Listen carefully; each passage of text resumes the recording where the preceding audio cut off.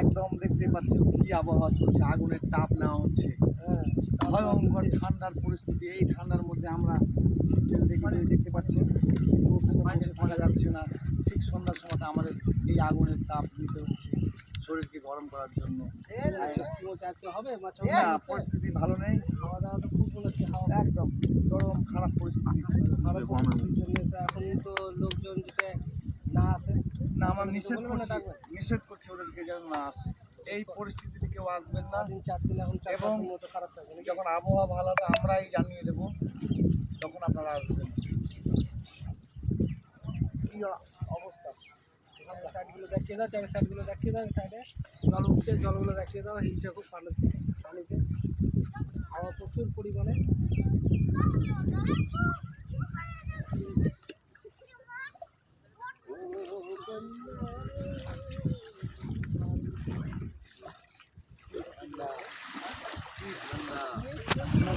এত হয়েছে